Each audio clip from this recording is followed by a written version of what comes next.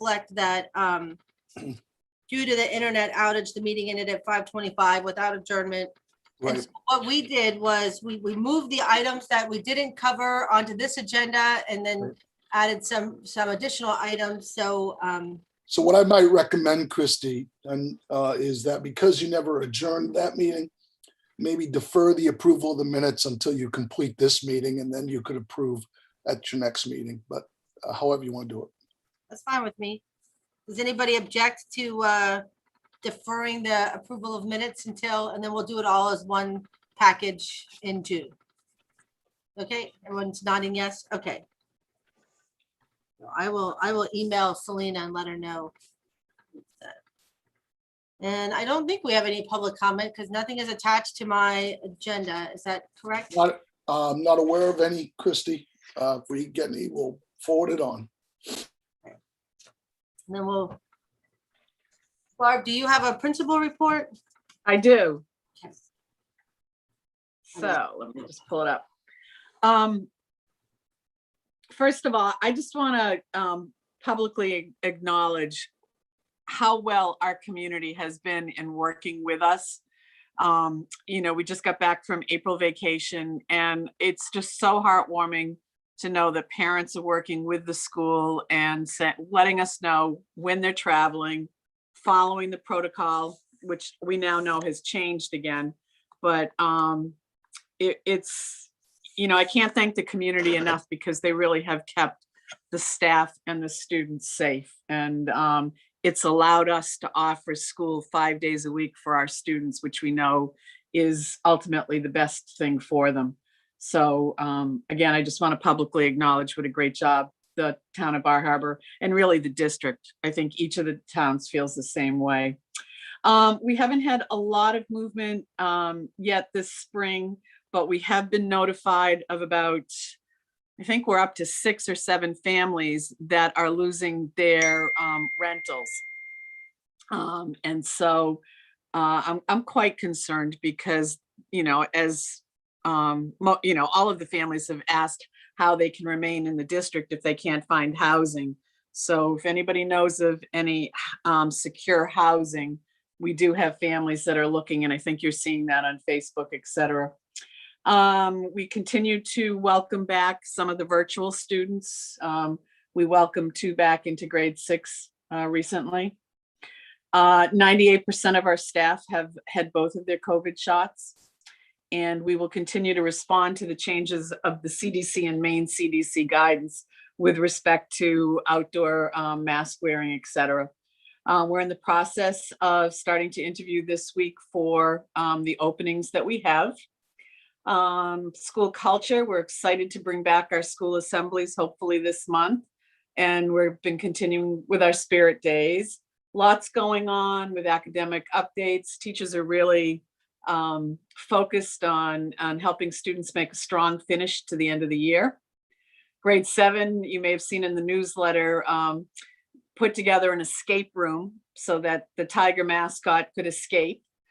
They did that by solving some math problems. If any of you are familiar with the escape room, it was quite fun. Grade 6 had their traditional Columbus trial. Grade 5 attended Camp Beechcliff along with other 5th graders from the district for the outdoor safety program. Grade 4 held their Change Makers Museum and also hosted the artist Robert Shetterly, who we've had for many years, many different times during the year. And for those of you who aren't familiar with Robert Shetterly, he's an artist that paints and researches Americans who tell the truth.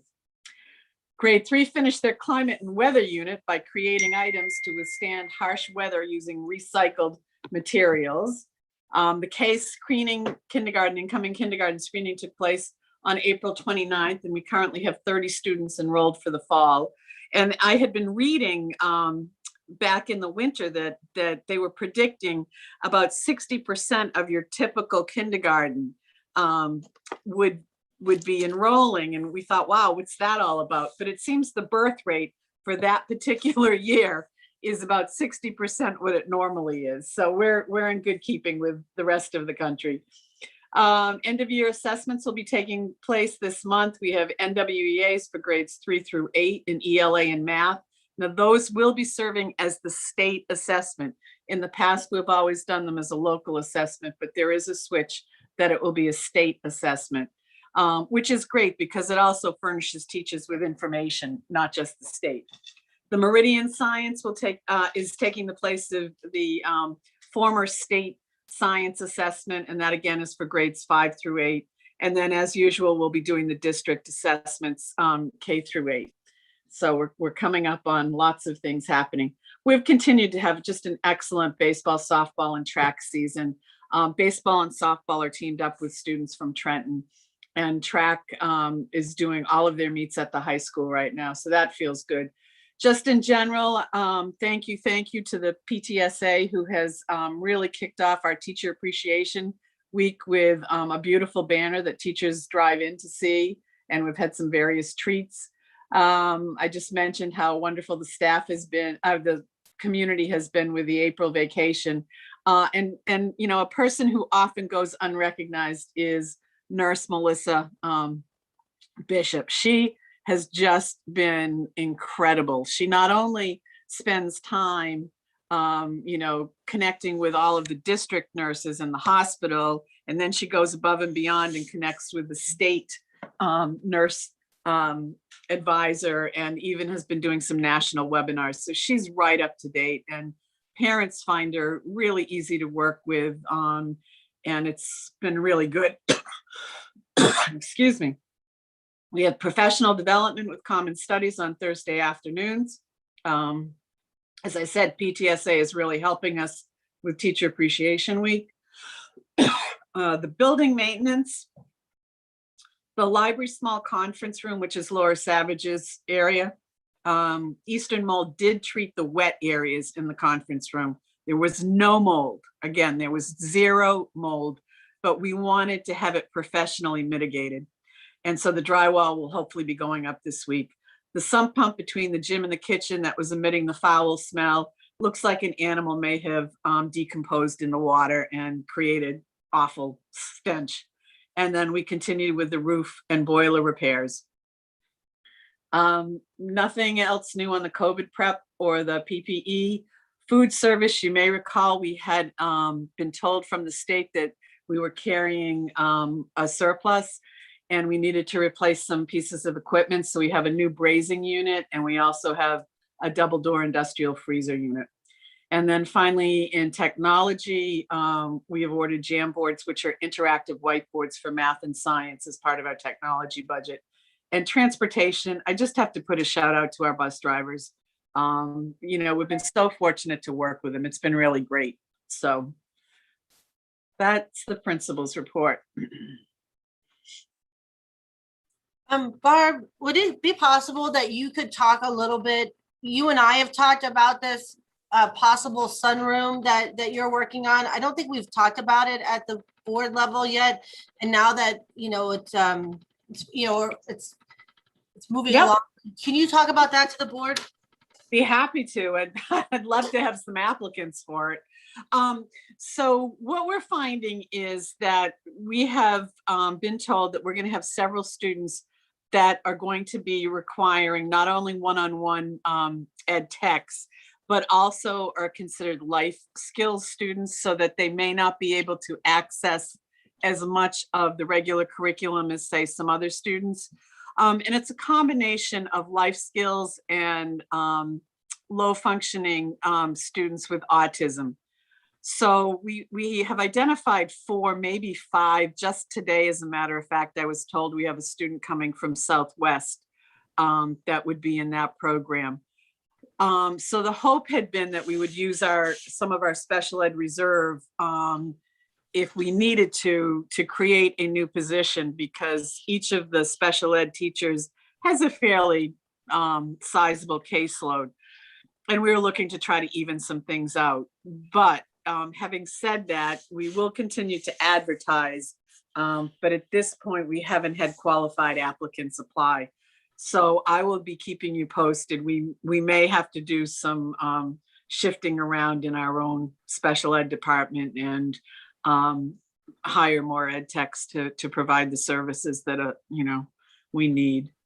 But again, I will stress that this spring has been different than other springs when, you always hear about some kids moving, but I think at this point we've identified 25 that either have told us they're moving or are in real serious housing insecurity situations. So what we need to confirm exactly the kids that will be staying with some sort of a life skills autistic program, self-contained autistic program. I'm wondering, Barb, with that housing, if we should put, maybe you and I together could put a letter together to the town council or to Cornell, just to let them know that this, because the town council talks about this housing crisis all the time. And, there's this, obviously and I'm not taking any side about rentals, but, there's this argument about the weekly rentals and limiting the number of rentals and trying to free up housing. And I don't know that that's the answer or not, but just to talk about how the lack of year-round housing is affecting now our school population, that we're losing students who would otherwise stay in the district because their parents can't find housing. Yeah, no, I would be happy to sit down and help pen something like that. Right, so maybe you and I could work on that and just send it out, or maybe even Mark. Maybe it's a Mark. Christie, before you move on, I just want to let you know, this is not, I want to underscore, it's not just a Bar Harbor issue. No. I had 2 communications from 2 other different member communities. This is an issue across the district. I wonder if we could compose a letter then that would maybe go to all the town governments just to show that we're finding this issue. But I know that it's a hot button issue in Bar Harbor right now. Honestly, it does affect them because, it affects being able to hire people. If they can't find affordable housing within, a 30-minute radius, then, enticing them isn't there, to be quite honest. And most teachers and people in education want to, be in or near the community that they work in and be part of it. So I think it has some tentacles that reach out beyond just the fact that families can't get housing. Mm-hmm. Yeah, I mean, I know that they all know it's a problem, but I think sometimes, like, looking at it from a different perspective, that, you're funding the school and the school's losing students and can't staff because of lack of housing is more. Does anybody else have any questions or comments for Barb about the my mind is blank, principal report? No? I just had one quick thing under my, we talked about, Mark and I have talked about this, and so I'm just going to bring it up at this meeting to see how you all feel. Todd Graham proposed an idea to me, as the AOS chair, that kind of, and it actually probably applies more to the local level, but to add to our agenda is an item called a consent agenda, where, for example, like items that are routine, like approving the minutes, or some of these for tonight's agenda, it might even be like the use of Title I and Title II funds, authorization to expend those funds, appointment of the truant officer.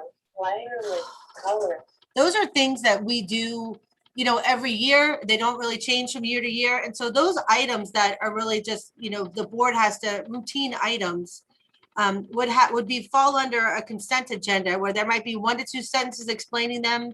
And then at the start of every meeting, the board chair would say, oh, sorry. Trying to turn that down.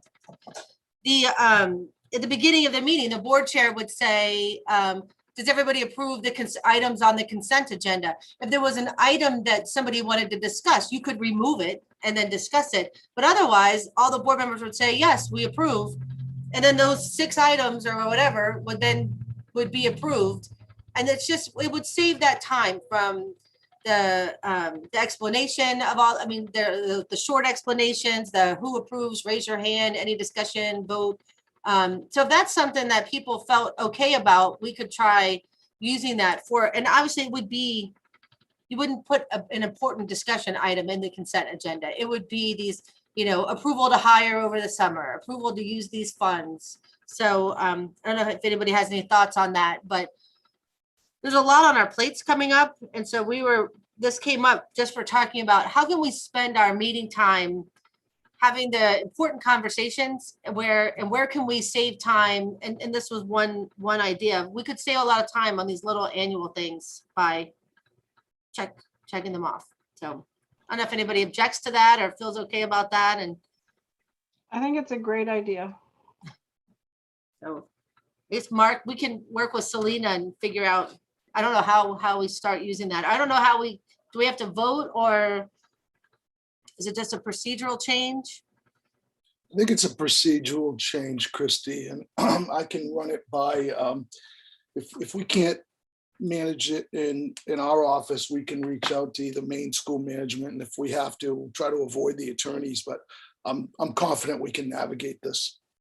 And if you want examples, like I Googled, Robert's rules, and then I Googled what is a consent agenda, and there's lots of examples of items and how you would use them. And if you look at the Bar Harbor Town Council, they use a consent agenda. The start of the agenda has a list of items and like maybe a one-word sentence describing it. And so all those items would go out to the board, the week early with the agenda. So if you had a quick question, you could email somebody and say, hey, I don't get this or that. But anyway. I think too, Christie, if I may, it's important to underscore that any board member could pull out any item. So it doesn't preclude a discussion. It's not an attempt to limit it. It's just an attempt on routine things to be more efficient with time. Especially our board at this point. I mean, all 5 of us have, numerous years here. So I think we all are understanding a lot of these regular concepts. But all right. Julie, would you have a report on assessment and instruction? Well, hi, everybody. This will be very quick, and I think it's interesting for you to see, but it's already not current because it was from several months ago. But Josh, if you would put up the presentation that I sent you. So this was prepared for last month's meeting, but obviously other things happened last month. And if you could just go ahead and go to the first slide, please. Thanks. So what I did was Jill and I looked at what the mean score was for each of the grade levels at Connors for Connors students, and then what the NWEA winter mean was. Now, of course, this is an average, and so you want to look at whether the overall average was around the same or was significantly above or significantly below. And I think you can just see a picture there that grades 3, 4, and 5 are doing well, and then grades 6, 7, and 8 are, as a group, even stronger. If you go to the next slide, you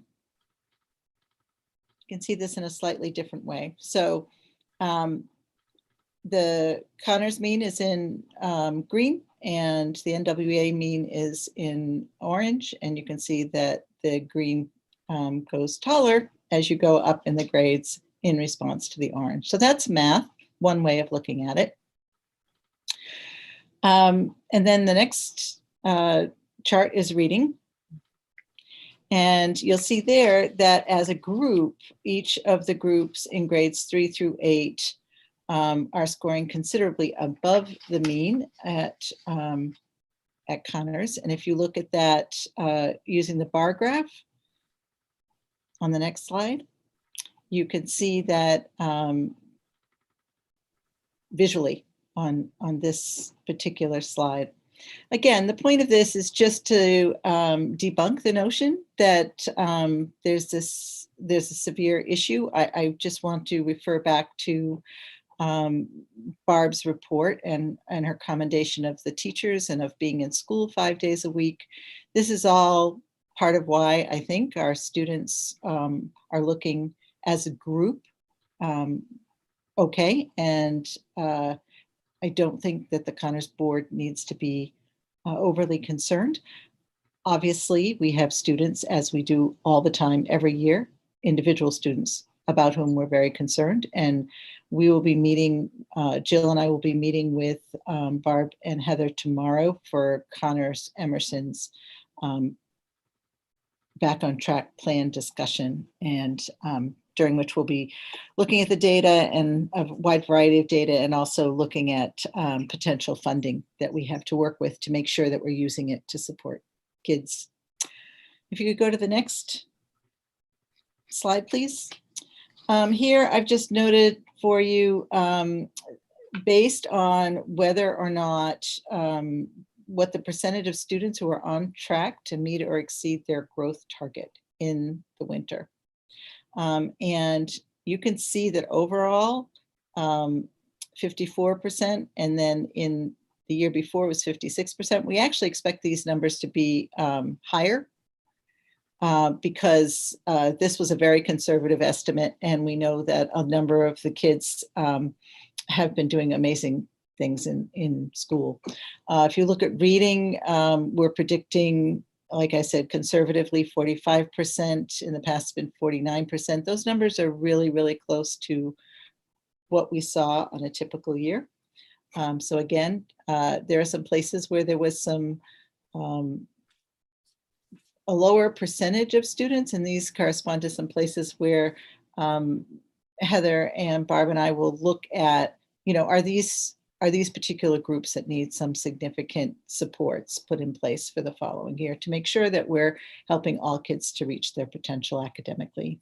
If you go to the next slide.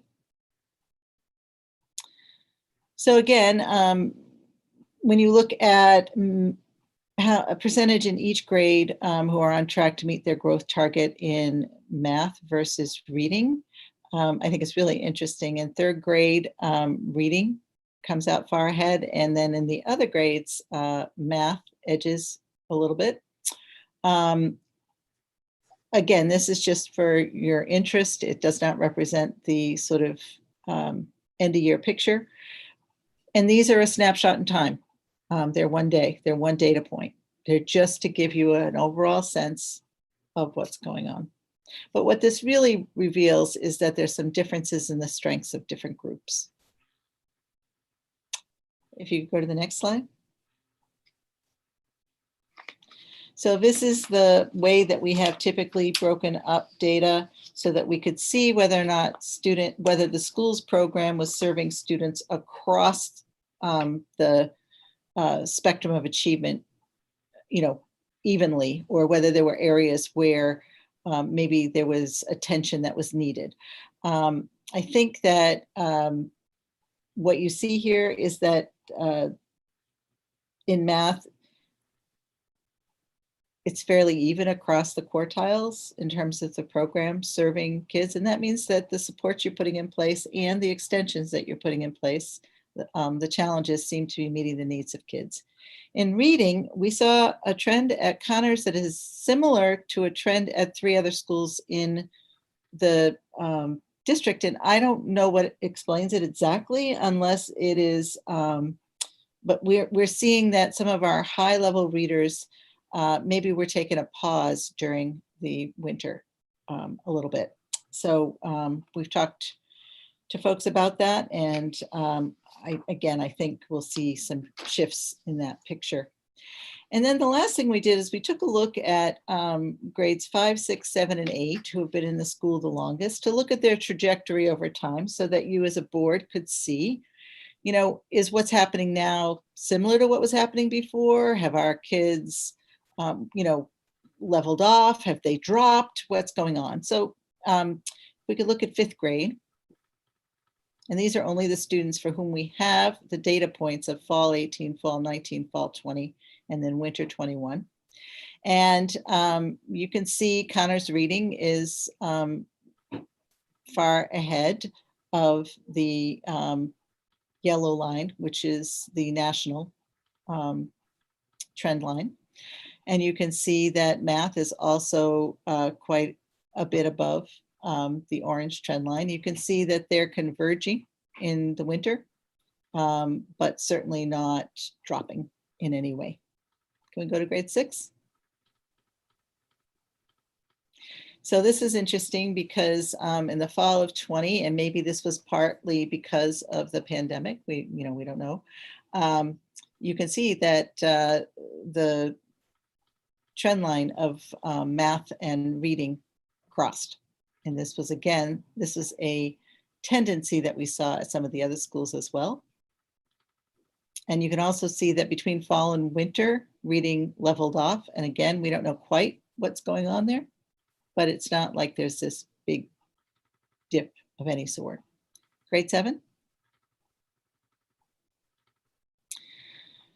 So grade 7 is interesting because in the fall of 18, reading and math were basically very similar, and you can see how math has outpaced reading, but that both again stay far above the lines that represent the national trend lines. And you can also see that it's a continuous up trajectory. And then the last slide I have for you is grade 8. And this grade is looks a little bit different. Again, the flattening of the line between fall 20 and winter 21 in reading was something we saw at several of the other schools. You can see, though, that in reading, this group made a lot less growth between fall 18 and fall 19 than fall 19 to fall 20. And you can see the math, again, is continuing on a very strong upward trend. So programmatically, I think we have some reassurance that what's happening this year at Connors has been, as it typically is, very positive. And I think that we have some indications that the programs and supports that are in place are working. I'm happy to take any questions. Those are all the pictures I have.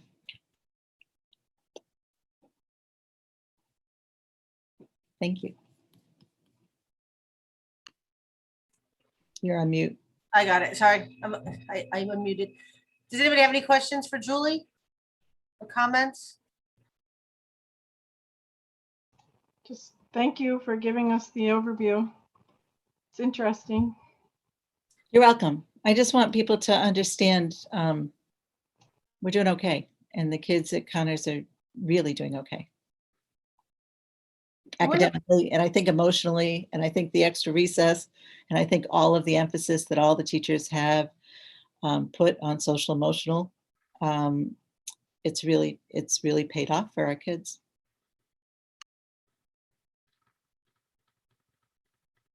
Hey, thank you, Julie. No more comments. Barb, is Edie coming? We kind of have her student support update at the last meeting. Yeah, I thought she was coming, so, but I don't know if she felt like the AOS, when she did it at the AOS board, if that was what was going on. I will double check with her. Let me try Might have getting. had like a miscommunications or something. Okay, let's move into so under discussion items, the use of Title I and Title II funds and the consolidated NCLB application process. Is that you, Julie, or is Mark going to introduce? I can give you an overview, but I think typically Julie takes these, but a requirement is that before you take action, if you do authorize the superintendent to apply for and receive state and federal funds, you generally do this each year. And we generally utilize Bar Harbor as the fiscal agent for the district because Bar Harbor begins with a B. So it's the first in the alphabet. And that's really the only rationale for that. We've done that for several years, and it's one of the few things that we're allowed to do in a consolidated application that really helps us be more efficient. Julie, if you want to add anything, the reason we're required to, before we take action, is the board's required to at least discuss or take any questions or processing. Julie, do you want to add anything to that? No, I think that basically does it. I'll be providing a plan for how we'll be using Title I and Title II and all other grant funded sources as part of our Back on Track effort at the June meeting. But this is really just the process of handling the funds. This is not what you do with the funds. And the funds all go directly to the schools that they're intended to go to. Bar Harbor is just listed as the fiscal agent. That's all, for accounting and auditing purposes. Did anybody have any questions about that? We'll take action on that later. The next item on the agenda is the board proclamation, which, or maybe it should just be board anti-racism statement. And I'll give you guys a little background. A couple months ago, Abby Plaskoff and Kathy Omke approached me and Barb and asked if they are representatives of the Educators Against Racism who have had several presentations at our board. And they asked if the Bar Harbor board would be willing to make a public anti-racism statement and how we're going to support the efforts. And so I arranged a meeting with them, and I invited Lily to join the meeting with me since she was planning to step into the role of board chair. And so we met with them. We talked about what was important to them, what was important to us. And then Lily, graciously offered to work on a draft. And so that was the first. So last month at that meeting, that was the first statement that I sent out to you. And when Lily and I had sent that statement out to Barb and the teachers, Barb and Julie got together and worked on the statement to try to align it with the mission statement, the anti-racism statement by the AOS board. And then, and so that was kind of the second draft that was part of that packet last month. And then I had also sent it to Abby and Kathy, who had given their comments. And so since we didn't get to that point of the meeting last week or last month, I met with Heather and Barb, and the three of us kind of took everybody's comments and everybody's versions and worked on drafting the new version, which I sent out to you guys. And so I'll read it, although I sent it by email, and then we can discuss how you feel about that. But the Bar Harbor School Committee is committed to providing a safe, inclusive, and supportive learning environment for all students and staff. As a school community, we embrace people of every color, race, ethnicity, creed, religion, sexual orientation, and gender identity. We believe that racism and injustice are intolerable in any form, and we are committed to having honest conversations about race, racism, and bias. We are confident that our commitment to anti-racism will be reflected in our policies and practices as we continue to learn about racism in our schools. The school committee, students, staff, and community shall be active participants in the work of building an anti-racist school environment by educating ourselves, acknowledging and correcting our mistakes, and being committed to intervene when we observe expressions of hate and bias. So if you are, I guess first, like, how do you all feel about the school board making such a statement? And then we can talk about the statement. Does anybody have a comment or you want to make a motion? I don't know. I don't know if Kathy or Abby or Barb or I don't know if Heather from the car would like to comment. Lily?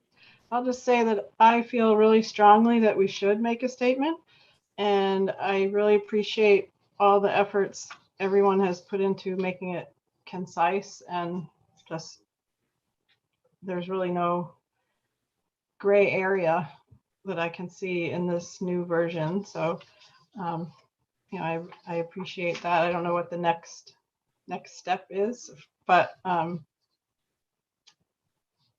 like the way it is. But I'd love to hear from Abby and Kathy, especially.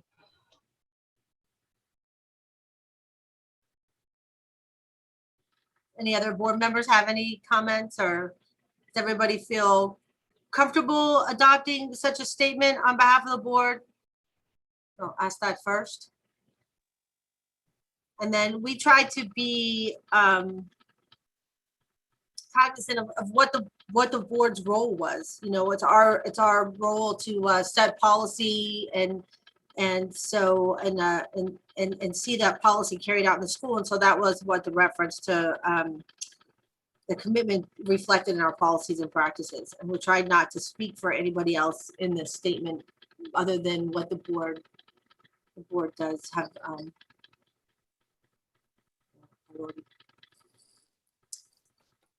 Any other comments? So I guess the next step, Lily. I just want to say one more thing, that I feel like it's really important. I mean, I don't know what the rule is in the world, or, if it's our, I don't know who's to say if it's our place or not, but I feel like it's really important for us to show support to our teachers who are in the classrooms every day, making changes, learning every day from students and from each other. And I think as a board, whether it's just, I would hope every school board all across the country would offer their support to their staff and faculty for doing this work face to face every day.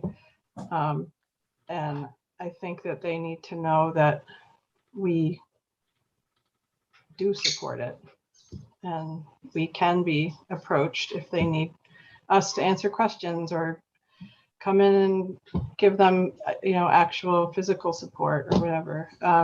So I think it is really important for us to do this. Marie. Yeah, I really like this more concise and boiled down statement. I like it for a couple of reasons. It aligns with some of the, like you said, it aligns with some of the other statements that the AOS has put out. I also like that it, as you said, it focuses on what we have purview over, right? So the school board has purview over policy, and that's kind of where whether or not we like it or not, that's like kind of where what our influence is and what our control is. So I like that this, if we had been able to continue our meeting, that was going to be, one of my questions about making sure that we're really aligning this with what we have control over and what's in our purview.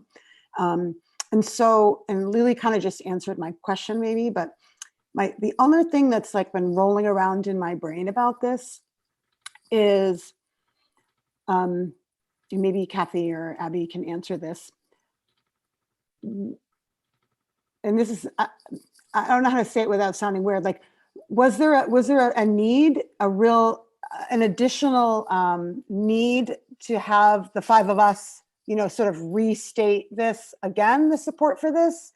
And, because I think that we as an AOS, and I know individually as board members, and rather, in our sub board or our local board, everyone will call us, we've put support for this. But I just, is there something that was feeling unsupported about what the board does or how the local board operates?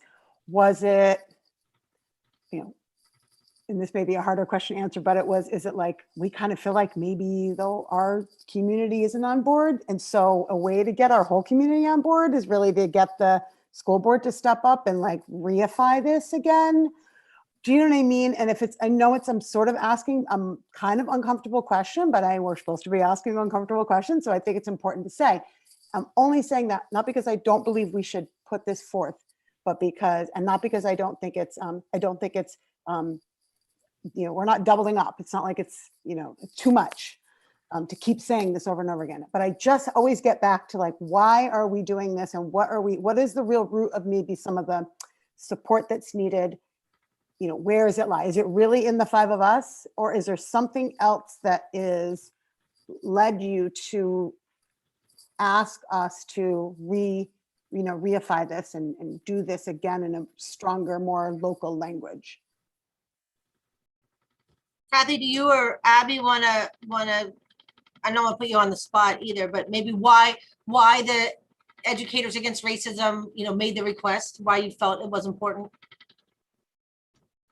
Either one of you can jump in if you want. I mean, like, obviously, no, it's important, right? But do you kind of see Right. what I'm getting at? I mean, that's kind of, do we have I didn't get it. I'll give you one more thing before I let you answer. Like, I don't remember the other statements that have been, I know the statements that the board has put out, but have schools, has Connors Emerson, like staff and teachers put out something like to say this, or were they looped into the same statements that we put out as an AOS community?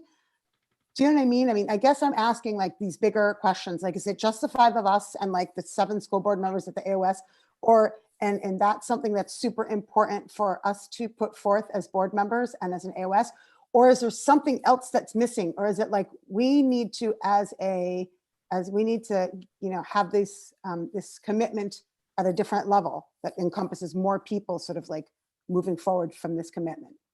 And I guess that's my question. Let me I just jump in real quick. I mean, I know that the superintendent's office, the office of the superintendent, has put out an anti-racism statement condemning racism.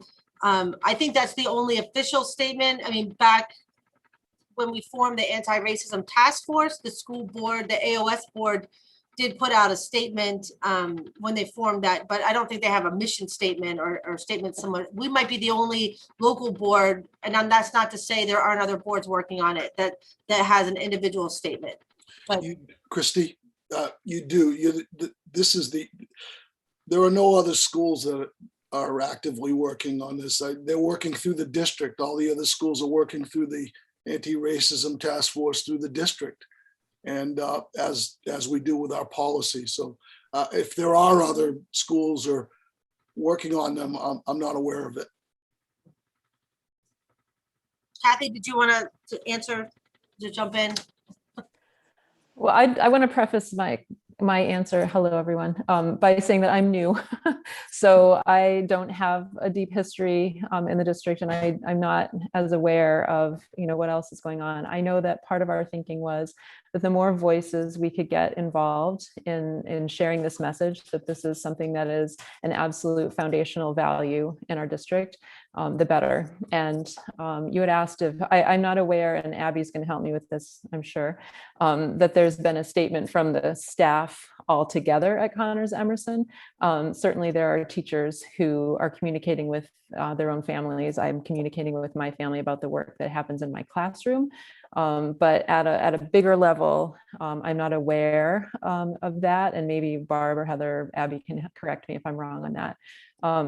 So we just felt like it's really powerful for boards to make statements, to say, to put their support forward in a public way for this work.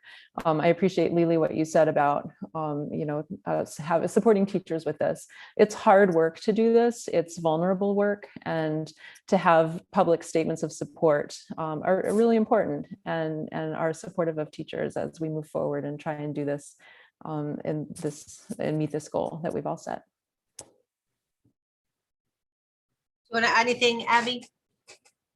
I think Kathy said it really nicely. I think that the reason that we approached Christy and Lily in preparation for approaching the entire board was just because a formal statement is more powerful than just I mean, you've vocalized support in the past repeatedly. Every time your members have come to speak, you ask questions, you engage, you vocalize your support of the work that all teachers are doing at Connors Emerson and in the district.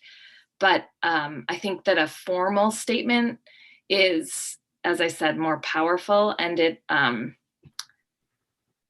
as Kathy said, sometimes it is very vulnerable. Like, you get things. You're working with kids and families and colleagues, and race can be very uncomfortable to talk about, especially when you're white, in a predominantly white classroom, in a predominantly white school, in a predominantly white district. I think that it is very important that we not only support the staff and the members of EAR and everyone at Connors Emerson, but also our students and staff and community members of color. I think that's what the work is really about. And a formal, I guess, to answer your question in a very, very roundabout way, Marie, is that it's not that you haven't done enough. It's that it's a different step to formalize the support.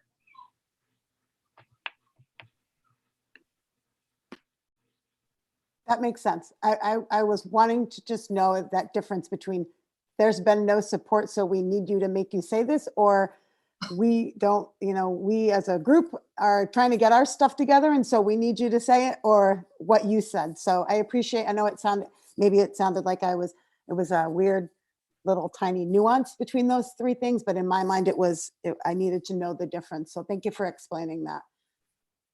Julie. I just want to say how incredible some of the work and conversations are that I have heard about, and I'm sure there's much more that I don't know about that are happening between educators at Connors Emerson, and it is very vulnerable, as has been pointed out, and I think Kathy and Abby have been really eloquent, and I think it's really important that there be a lot of signposts out there for teachers to feel safe exploring what we know are social justice pillars that we need to be not only standing behind, but we need to be thinking about as we prepare kids to go out into society and be anti-racist and understand how they can work towards social justice. And I think that if we leave it to the teachers up in their own classrooms to decide, we're not going to have the kind of outcome that I think has been endorsed by the board. And I always remember what Mark said, we're talking about human rights here. We're talking about examining with a clear eye what's happened in the past in this country and led us to this place, and thinking about how we can repair and prepare our students. And so I get goosebumps because I think this is the kind of step that makes it really, really clear, and that the teachers who are doing the hard work can rely on. It's like there's a place for your elbow to rest, that you're not out there all on your own. So anyway, I've talked enough. Thank you. And thank you to Kathy and Abby. And thank you to the board for considering this. I would just add too, I think, and I do think as we try to do, we set our district calendar, and we try to set our policies on a district level, because we're trying to make our schools, similar. We're trying to offer the same educational experience across all our schools, but we still are local schools. And sometimes these conversations for some people are more comfortable in that smaller local setting. And so I think, like you said too, the more places that you can have this conversation, the better. And so only having it at the AOS level kind of cuts out that step where we can, have it at the smaller local level, have it at the big larger level as well. And so I don't think, I think like we said, I think our statements are aligned. We're not making a statement opposite of what our district is saying. So I think we're just, reinforcing the larger AOS mission statement here, or statement on racism. My second thought is, now that, like you said, now Lily said, what do we do next? And so we have this statement, what do we do with it? Because we don't have, I don't think, if I've never, we don't have a Bar Harbor school committee newsletter, and so my thought was, Heather, is how we've talked a lot about getting information from the school board out to parents, and I'm wondering if the school board could even have like a little section of your newsletter, even once a month, like school board corner, and we could include the school board adopted this statement, the school board will be, because that's also a place where we could say, hey, next Monday night we'll be voting on the town budget, please come support your schools, or just like a regular little place that parents could look at to see what the school board is discussing, or, it doesn't have to be a huge space, but this could be the first place where we could say we adopted this statement. Yeah, Otherwise, we have nowhere to put it. We can absolutely do that, Christy. And if you want to think about what you want that page to look like, that is great. And I know that your group has sent a summary of what they're doing and some book recommendations that they would like in the newsletter as well. So, you know, finding a place for both of those, I think, is a really good idea. Thanks. Marie. See you later. I think Lily was before me. Is it okay? Okay. I think that's a great idea. I love it. I love that Heather's going to give a little editorial space. She can squeeze some out. And I just wanted to pop back over to piggyback on what Christy said. I think I've said this literally every time we've had a meeting with the teacher representatives from Connors Emerson about the anti-racism group that they're working on there. I feel strongly that there are different schools in different places. Some are heads and shoulders, that's not the right word because it makes it sound like that's better, but just like they're indifferent, they're like further along in this process because they've been talking about things for longer. They have different camaraderie among staff. They maybe have different relationships and with each other.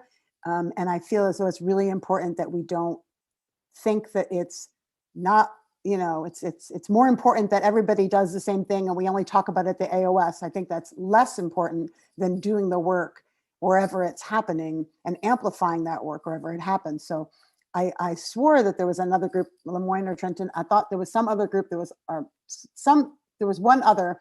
They weren't as far along as the folks at Connors Emerson were.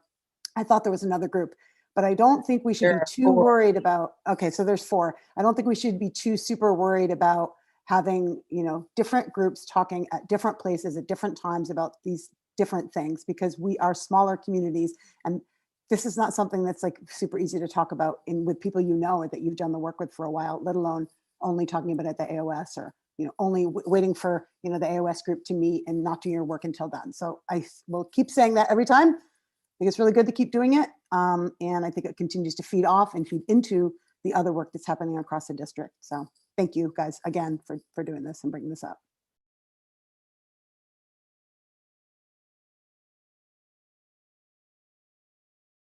You're muted. Let me have Lily go, please.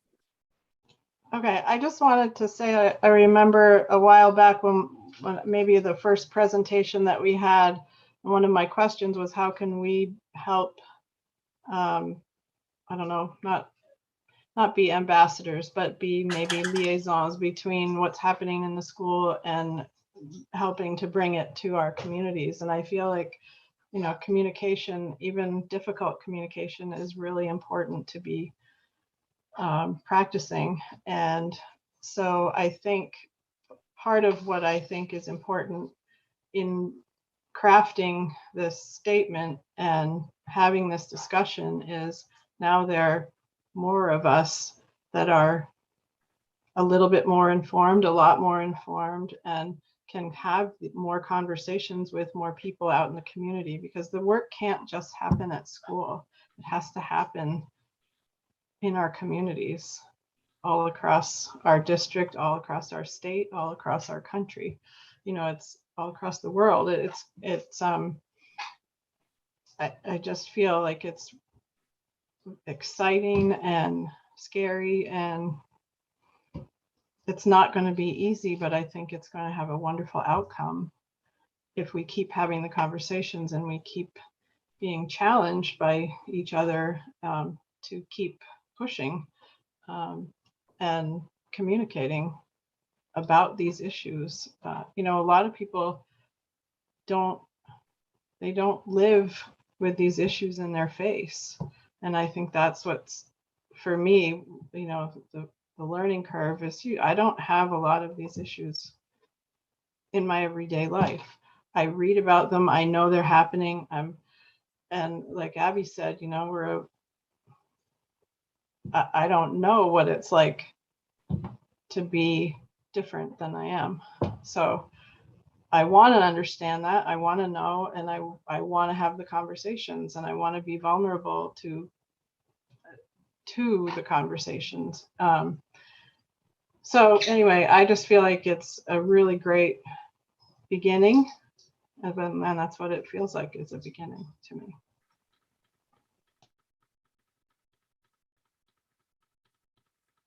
So would anybody like to take action on this item then? Marie? I just have one more thing, and the word creed is so old school.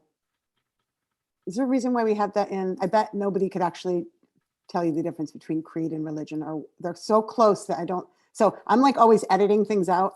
If somebody feels really strongly about the word creed and can, I would just say, or we could just move on, but just a very old school, like older kind of like way of saying things. That's my comment. We don't have to take any action on it or remove it, but that's the only word that I was like, eh. I don't remember whose sentence that was, if that was Lily's sentence or Julie's sentence. Does anybody have a strong attachment to the word creed? If we could remove that. Is that like everybody's okay with taking the word creed out? Yeah, I think it's fine to take it out. Okay. You guys are so quiet today. All right, so I could strike that, so that sentence would read, as a school community, there were a lot of words in that sentence anyway, but as a school community, we embrace people of every color, well, it's color and race, not the, every color, race, ethnicity, religion, sexual orientation, and gender identity. I didn't like the word color either, but I was going to go there. But anyway, I get why it's there, but whatever. If you don't want a wordsmith, we don't have to, obviously. It's your statement, you can wordsmith. I haven't done the work that a lot of you have, and so I don't know. That's my ignorance to say, is color and race, are we discussing two different things, or are they the same thing? So we could take out the word color and just have the sentence read, we embrace people of every race, ethnicity, religion, sexual orientation, and gender identity, period.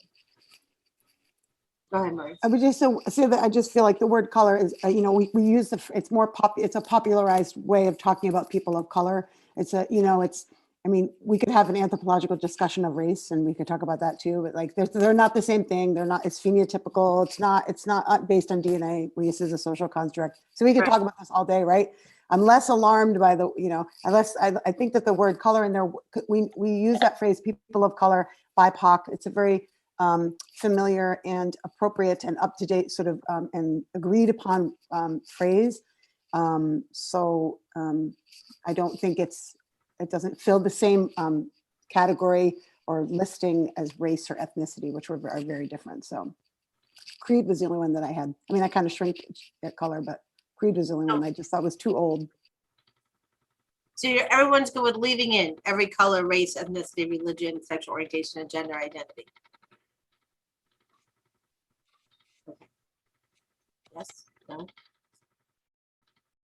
Yes, it's fine. Okay. So with the removal of the word creed, would you all like to take any action on this statement today?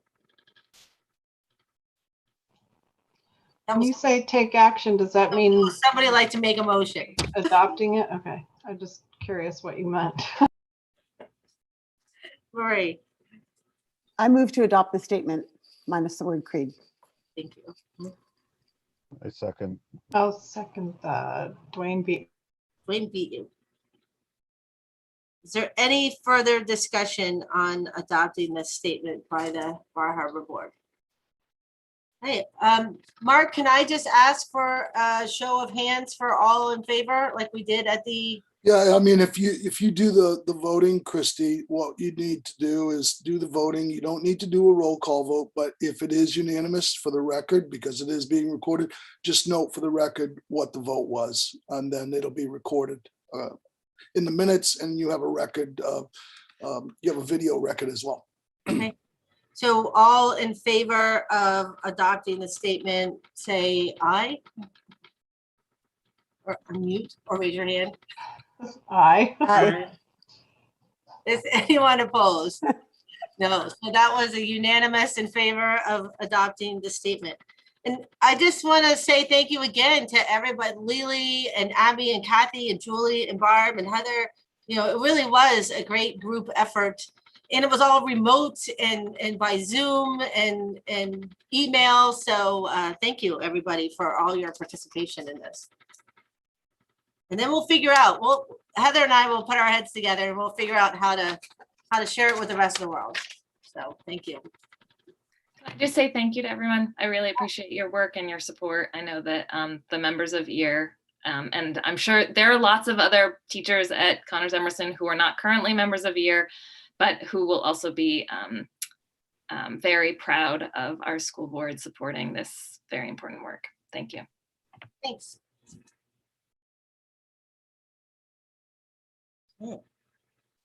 Oh, we're on to our favorite topic, the school building renovation project.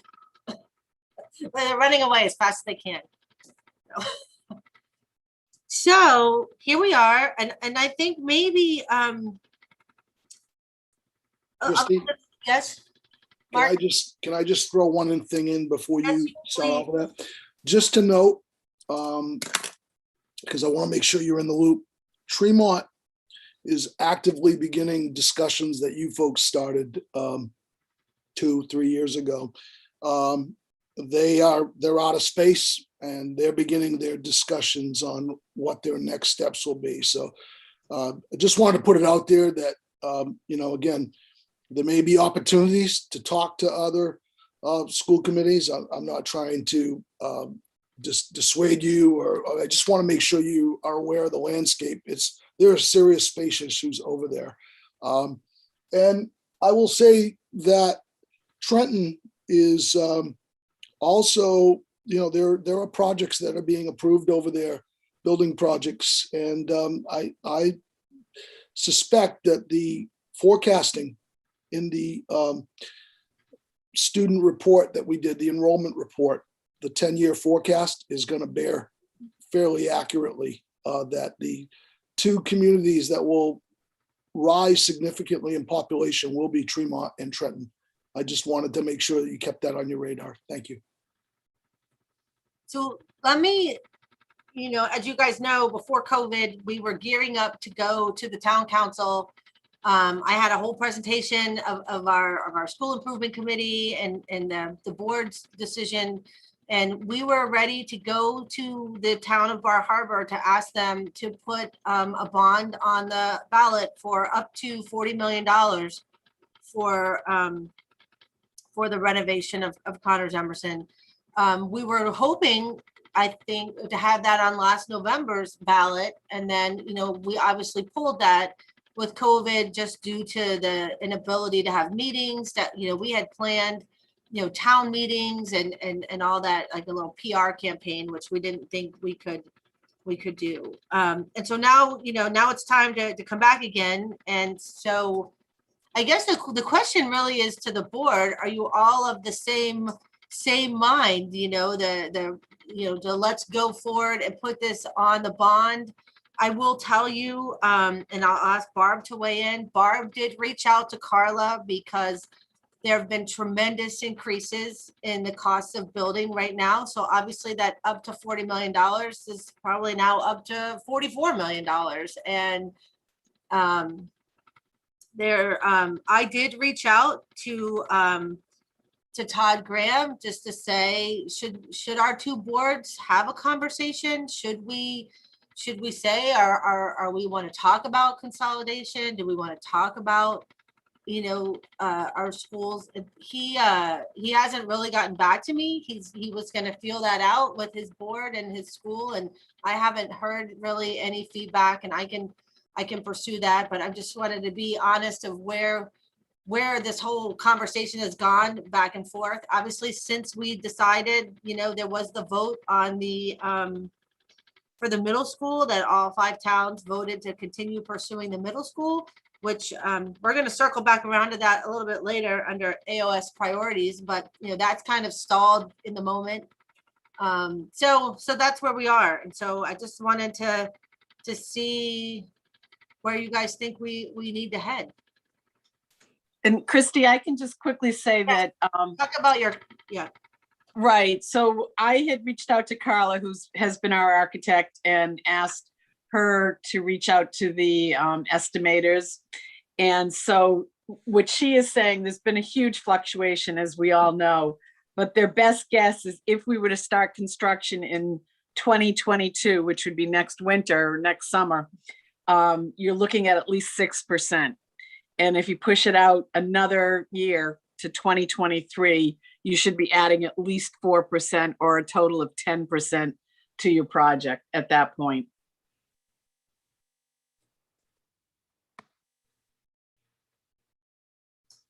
And I know, when that building committee met, the up to 40 million was, that was the pie in the sky school building, right? That was that wasn't even a new building.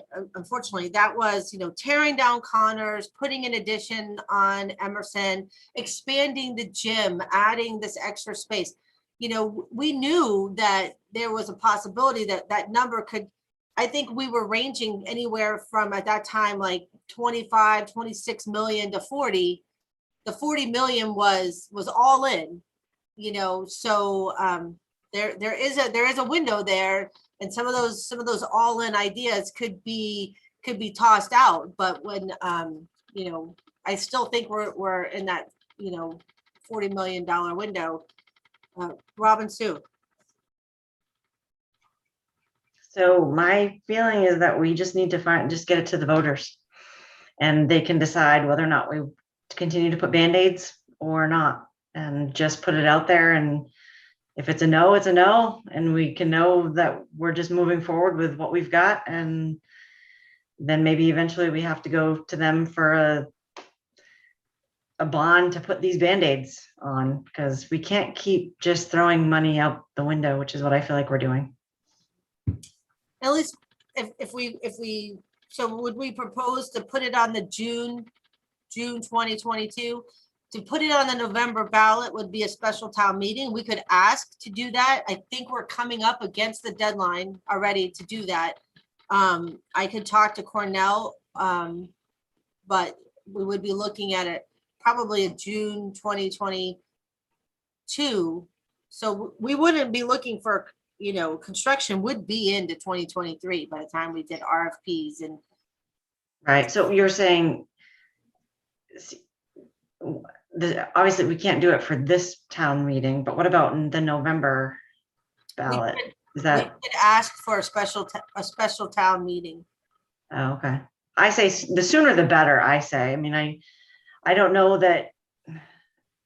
I mean, maybe we need presentations, and I don't know. I just feel like we just keep.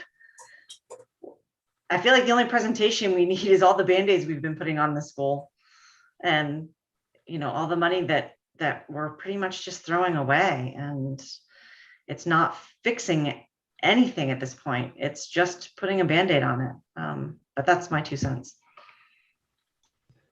Wayne?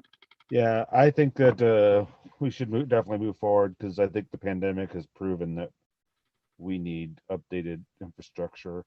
The flexibility of the rooms that were one of the focus that we talked about, the air quality and all that. I think it absolutely has proven that, and I think we should go ahead, whether we can do it by November. I know there is a tight deadline, but at the very least next June. Lily, do you have a comment? Well, yeah, I want to push hard for the combined middle school, and I feel a little unsure of how to even start that conversation. We're about to. So I don't feel like it's going to be a very palatable presentation in any way, shape, or form to ask our town to do this up to $40 million renovation, whatever, rebuild, if we're also going to ask our town to participate in a combined middle school expense. I feel like it doesn't really make sense to build a building for what we have right now if it's not what we're going to have. If we can't, all the towns said yes, keep working on the middle school. So, and I understand the pandemic happened, but I'd like to get working on the middle school, see what that, what comes up with that. So I guess I'm not really sure. it's not that I disagree that put it to the voters and see what they say, but I don't know if we put it to the voters, does that lock us into the presentation that you had before the pandemic happened? Because I'm not sure that is really the wisest way to go about it. I don't know. I'm saying all this to have a conversation, so I'm not stuck anywhere. I'm just, but the pandemic for me has made it extremely clear that we need a combined middle school on this island.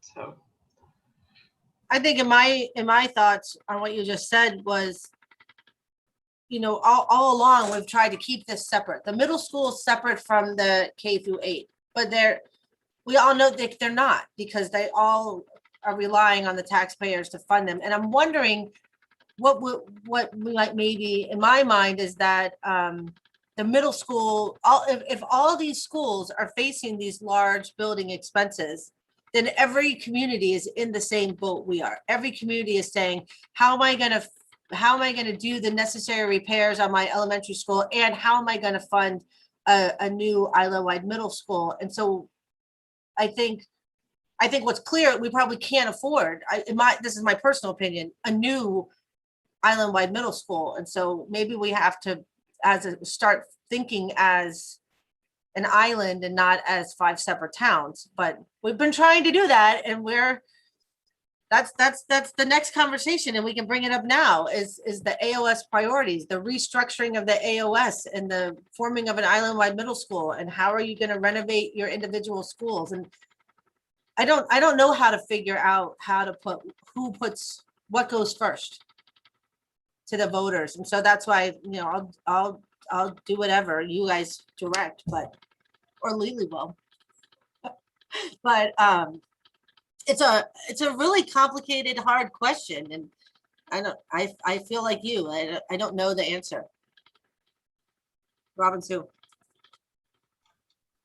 So my comment, I don't disagree with Lily at all. It's very complicated, but I feel like regardless of what happens with the middle school, we still have to do something with ours, because we're still going to need a building.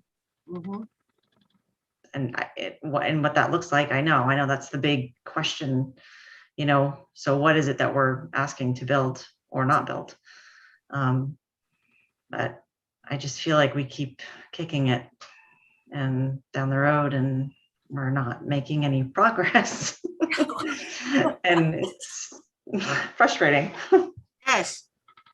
I'd like to put this, yeah, like you were saying, like put it to the voters, and maybe they're just going to say no outright anyway. And then. well, there's a contingent of them out there that I think absolutely will say no. I went to pick up takeout last night and got an earful about what is going on with our education system. Why is it so expensive? Are you spending so much money? Blah, blah, blah. And I had a little bit of a discussion of, well, this is what's happening. We're wasting money, or we can invest in some infrastructure. Sorry. So yeah, I don't know what to expect, but I guess we should also have a little tangent conversation about what to do if they say no. Well, I always say the 10-year plan would be, take that $10 million and do all the Band-Aids, and that buys you 10 years to figure out what you're going to do in 10 years, because I kind of feel like those are your options. Your options are, like Robin Sue says, go big. We can spend up to $40 million and have this great new building that could be used for, is going to have the space you need. And if the 7th and 8th graders, or the 6th, 7th and 8th graders move out, I'm sure they're not going to be empty classrooms there. But I don't know if you guys feel like those are, in my mind, those are kind of the two options. Either you go big, or you say, fine, if you don't want to fund this new building, the other option is it's going to probably be 10 to 12 to $15 million to do all the Band-Aids that will give you 10 years. And then you'll be having this conversation with your next board. Marie. I think one of the things that is important to remember, and this came out in the discussions and in the report that we did, was that we're talking about potentially one grade loss. Just remember that. It's 7th and 8th grade was the proposed for a number of like academic and very well-researched information. And pre-K was slated in 2 schools and is ready to go into 1 school. And it's probably coming to, it's pre-K is not far off. The pandemic was a hiccup. So again, we're talking about even with a middle school that has 7th and 8th graders, we're talking about 1 grade loss at Connors Emerson. Plus, we're talking about a building that's falling in. Like we fix stuff. Like we have to. And we can't say, and I know no one's saying this, but like we can't like not fix stuff because there might be a middle school. Like we have to, and I know it's hard to do both. I mean, again, but I think it's important to continue to highlight not the, some of the things that came out that were just the sticking points in people's mind, that we're going to have a big empty elementary school if we open a middle school. Well, that's like, the reality is that's not true. The reality is we're going to have 1 grade loss. Like, so if we can just get back to really talking about the nuts and bolts of the facts, rather than when people bring up their fears or their not even fears, like really important questions, and answer them with facts, I think that's going to help us to sort of dissuade, these wild ideas about this giant, big, empty building that's going to be sitting here by itself up on the hill. It's not going to happen. We have an obligation to fix this school. And we have an obligation to listen to the voters who said, we want you to continue to think about a middle school. So we're obliged to do both of those things. And it's our job to figure out how to do it. And we can't keep kicking the can.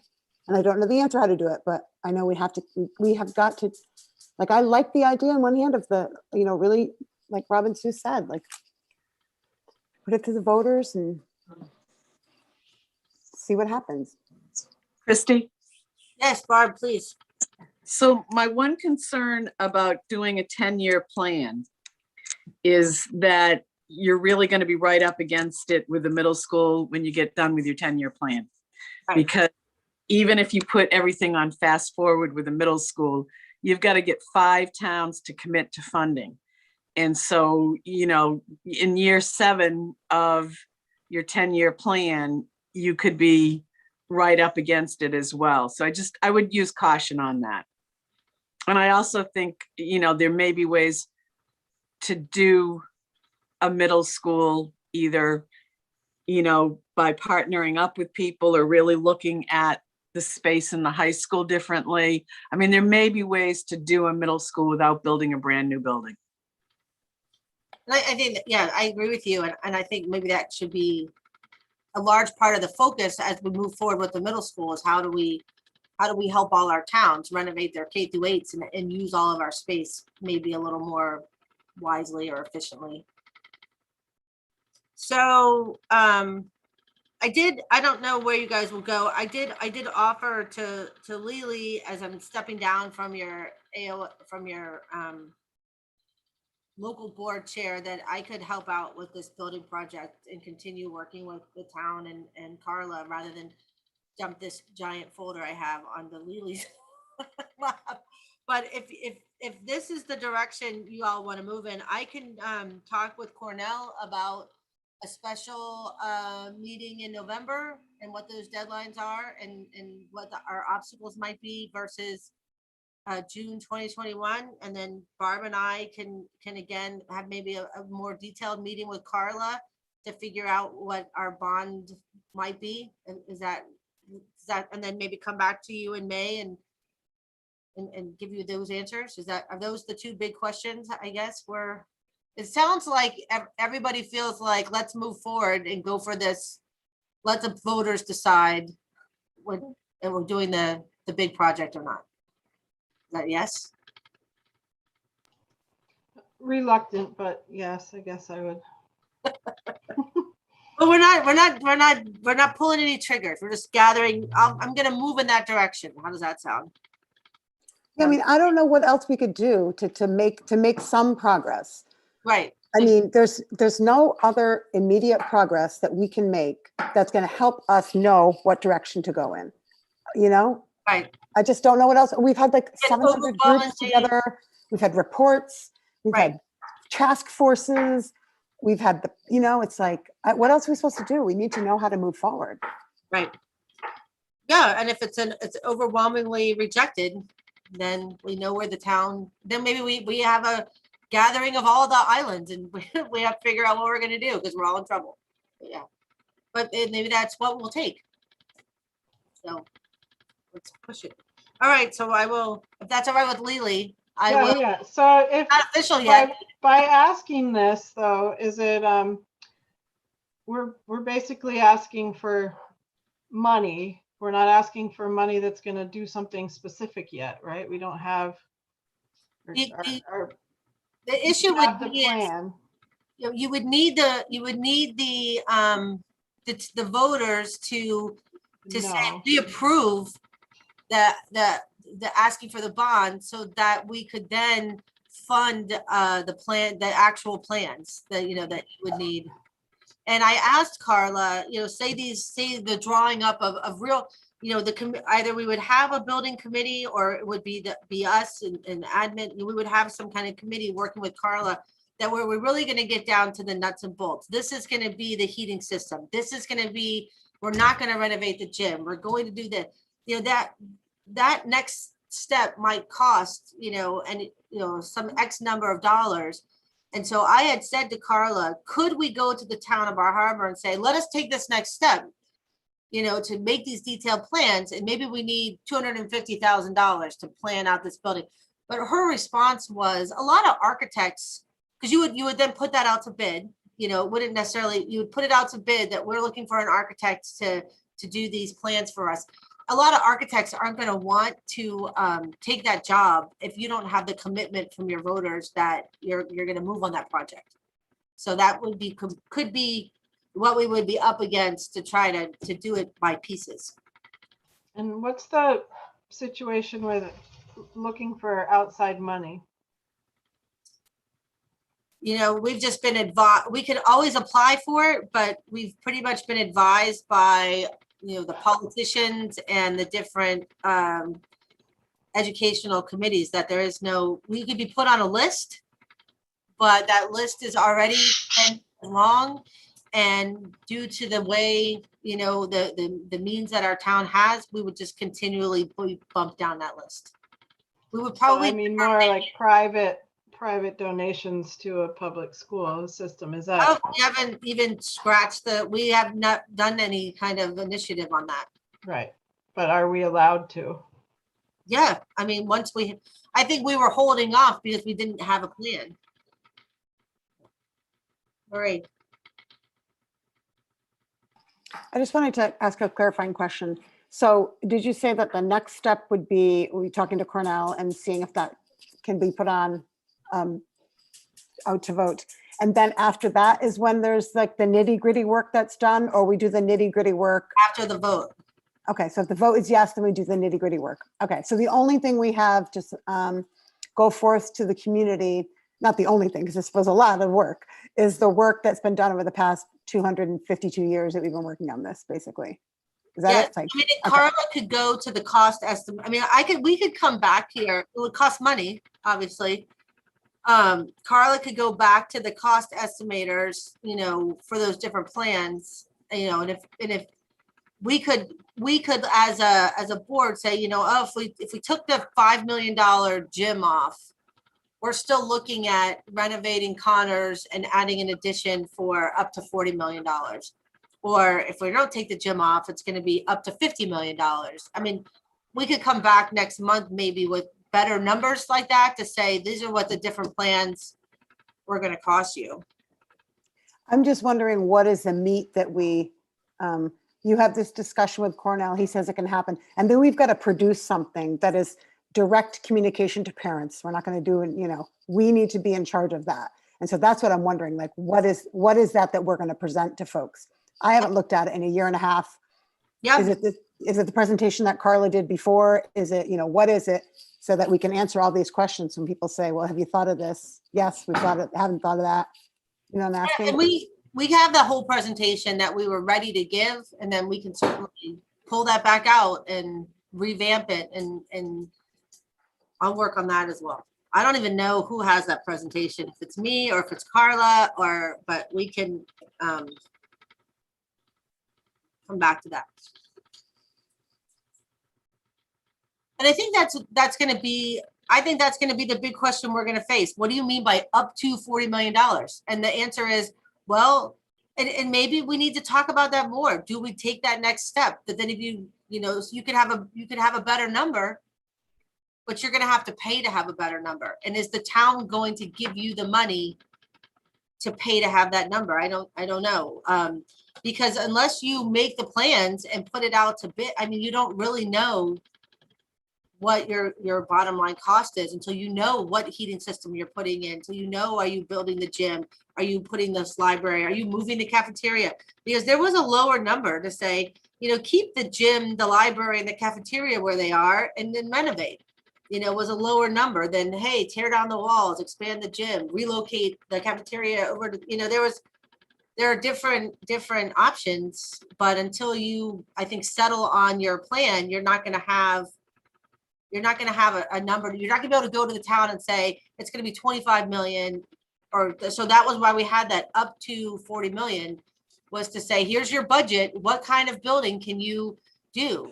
And maybe the town would say, we approve up to 25, maybe, I don't know. I think you have no, we reject it. Does that mean they would reject 25 million? I don't know.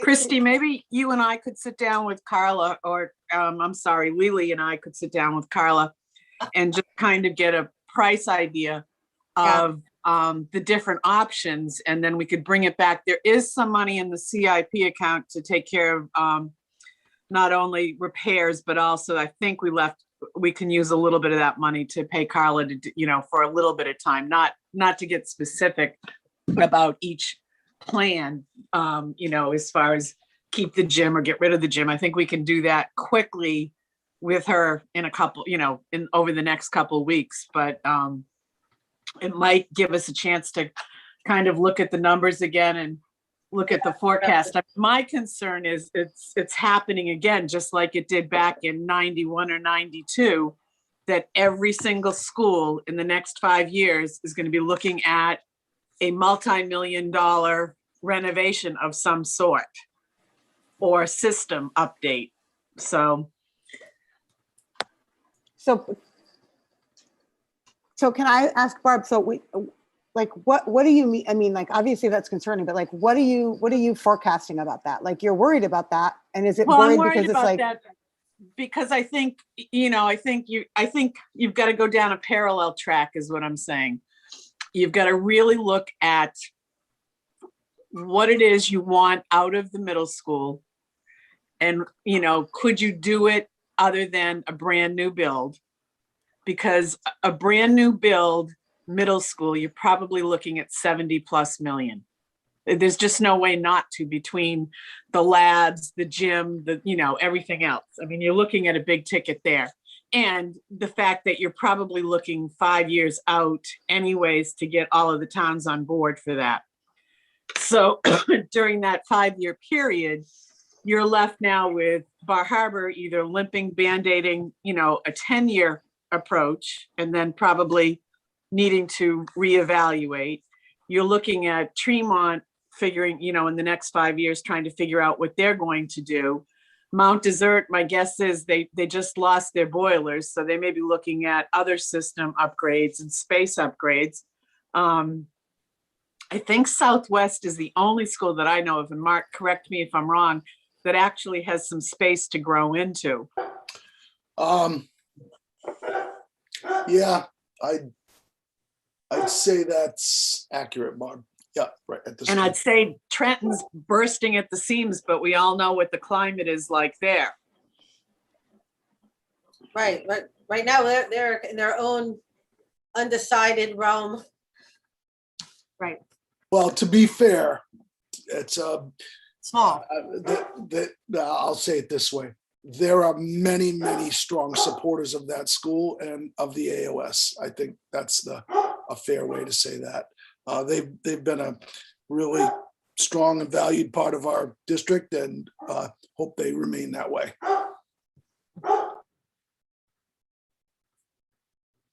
So is everybody good with, it may cost a little bit to have Carla rerun some numbers and get us back to, feeling out where those different options are. And I will speak to Cornell about the November versus June and what that looks like for us. And we'll have this on the agenda again next, Mark? Just quickly, Christy, I agree with the comments of the board. You guys have been working on this for a long time, and I think Rob and Sue may have said it. Look, at the end of the day, regardless of what people, not regardless, whatever people want to do, you're spending good money on a poor plant, and that's not okay. That's just not effective use of the taxpayers' dollars.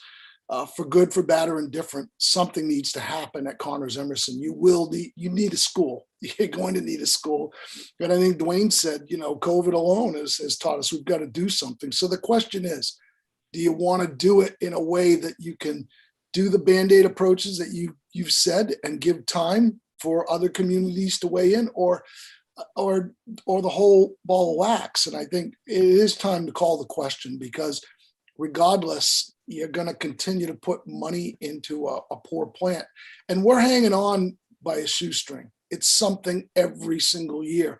And we're not talking about small money here. We're talking about big numbers, big dollars. And so I'm just repeating the obvious, but I do think, and I think Marie said this, every community voted to continue the conversation of the middle school, every single one.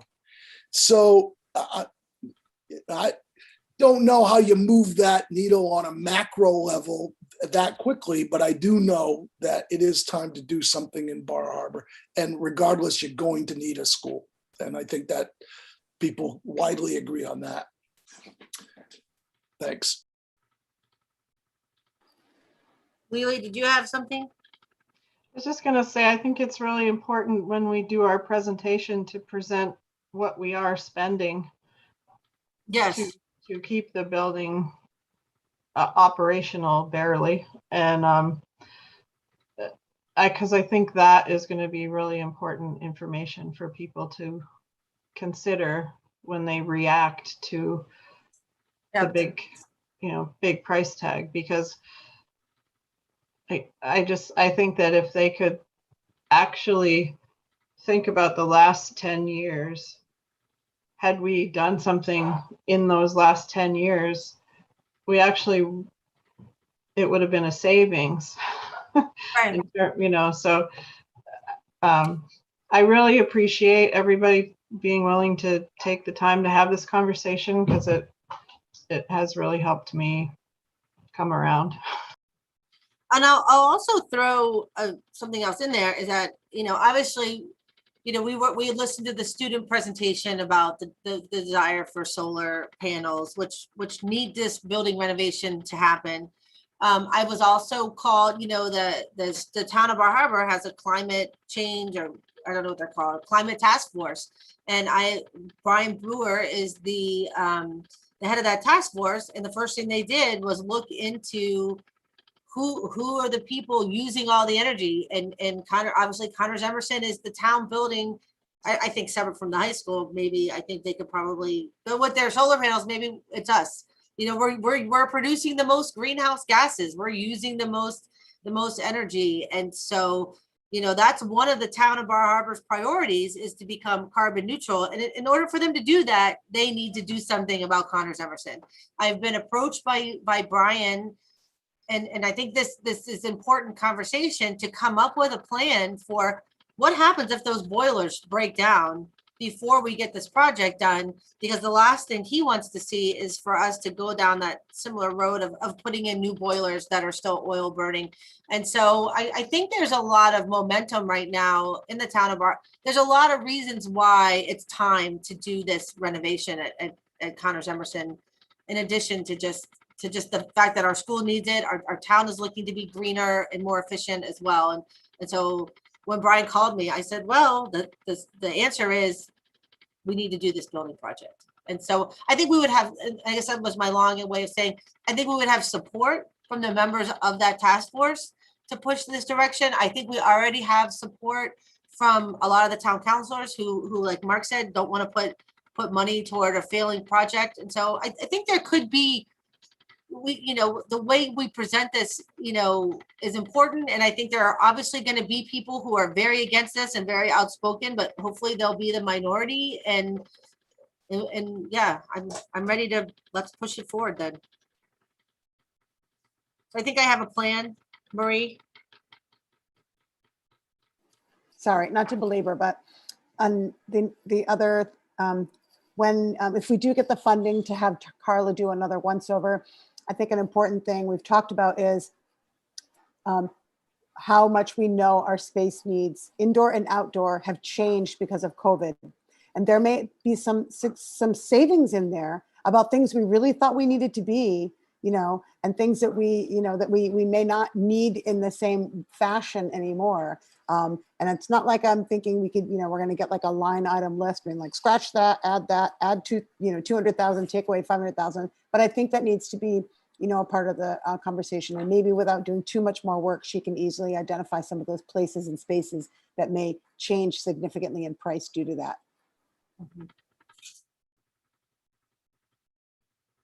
Yeah, and maybe the meeting could, because you can cut me out too, Lily, but I would say maybe Lily and I and Carla and Barb and maybe Heather could kind of get together and brainstorm in that meeting and come up with some newer numbers for you guys. Marie. Sorry, just one more thing. I also just wanted to reiterate, we talked about, this is the Connors Emerson and the new building. It's like the pie in the sky. When we go back and we review the work that the middle level committee did, which was really, really fantastic, you will see, remember what we were charged with.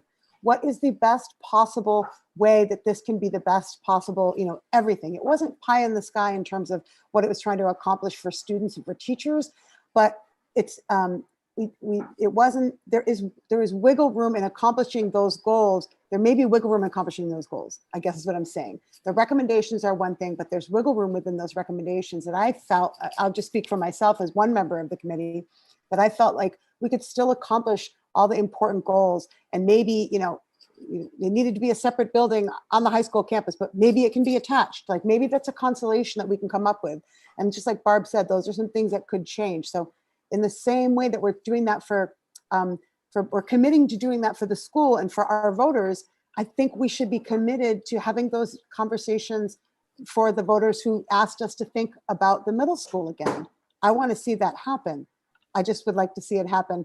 I don't want it to be the elementary schools versus a combined middle school, which is what I'm afraid is going to keep happening. That dialogue is going to keep happening if we don't really think about the goals that we're trying to accomplish. We need to get this building fixed, and we need to have a combined middle school. I mean, so anyway, I'm belaboring the point, but. Okay, are you guys ready for me to move on then from this for now? To be revisited, but we have somewhat of a direction.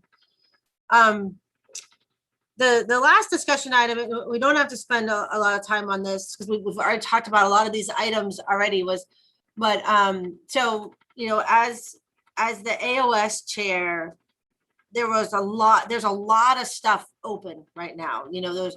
I was telling Mark, at the last meeting, every time somebody brought up something that wasn't finished, I wrote it down on a list of a piece of paper.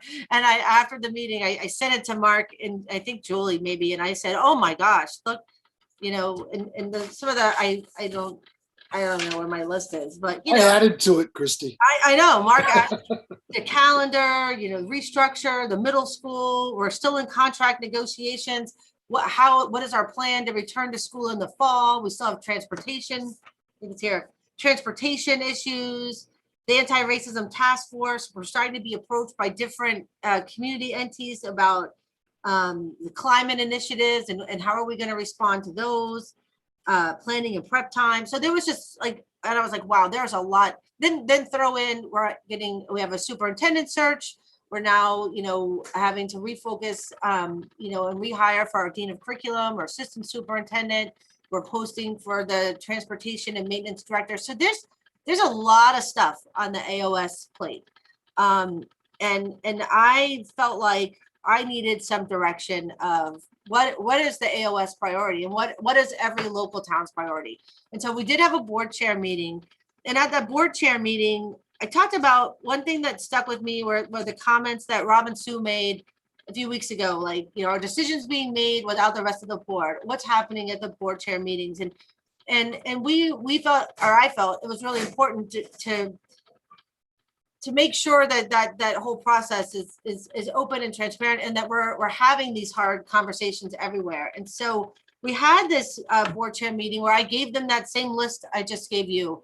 And I said, I think all of you need to take this list back to your local board meetings this week and talk about how the items on this list affect your community and what's most important. And so for us, I think we've already thrown in a little bit about, it's important to continue to pursue the middle school and how does the restructuring, affect our community. And just for all of you, and I don't need your answers tonight, but for all of you to think about that list of items and what your thoughts are, so that when we come back together next week as an AOS, I'm not springing it on you like, hey, what's your priority?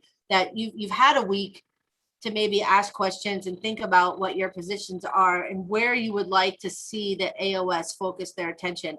Do you think do you think we need to move forward with the restructuring, which would probably delay the middle school? Or do we all feel we need to move forward in that direction before restructuring? Or, there's a lot of things. And one of the things Todd mentioned was that we've had a lot of long range planning committees and recommendations, and we haven't put a lot of stuff to bed. And so maybe it's time to put some of these things to bed before having new initiatives. And so I'm open and willing to talk about any of those things tonight, or I might just be giving you the list to put in your heads to say, where do you want to go? And we can talk about this more at the AOS meeting. But that was kind of the process. I thought, are these big items when they come up at the board chair? If we try to have the board chair meetings to set the AOS agenda, the last meeting of the month, that would allow all the board chairs to come back to their local meetings and report back what was discussed, what items are on the table and what they might mean, so that AOS board members feel more informed, that they feel ready to have these discussions at the AOS meeting. And so just, so that was kind of what the AOS priorities list refers to. Robin Sue. I love that idea. I appreciate that. And I appreciate you taking the time to, talk about that. I would love to have the list if you could send it to us. I mean, I know you've hit upon some of them and, but my mind's thinking about one of them that you've said, and you've already said like 3 other ones. And Right. So I didn't catch them all. As far as the restructuring, I honestly need to really understand it. I think I understand it, but I don't really know that I understand what it means for the town of Bar Harbor and my taxpayer dollars. I don't fully comprehend that and understand what that all means. I love the idea of, less budgets for Nancy and, less meetings potentially, I think, for our superintendent, but I'm not sure I totally understand it all. So, I would love to have a conversation, I guess, or I'd love to have the book for dummies, the RSU book for dummies, so that I could, so it's down to my level and I totally get it, because I sort of feel like I'm really lost when it comes to that. So, but the list and that conversation, I would love to have all of that. I did. And I know when I emailed the list to Mark, he called me back and said, here, I've added 10 more things to your list. So maybe Mark and I can, and this is not a little bit like, as the AOS chair, I can get together with Mark this week and we can kind of put that list of priorities together that can go out to the whole AOS in preparation for our conversation next week. And I'll try to get that out, several days ahead.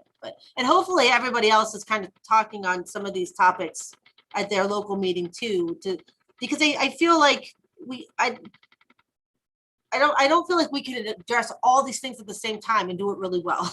And so we do have to figure out what our priority is.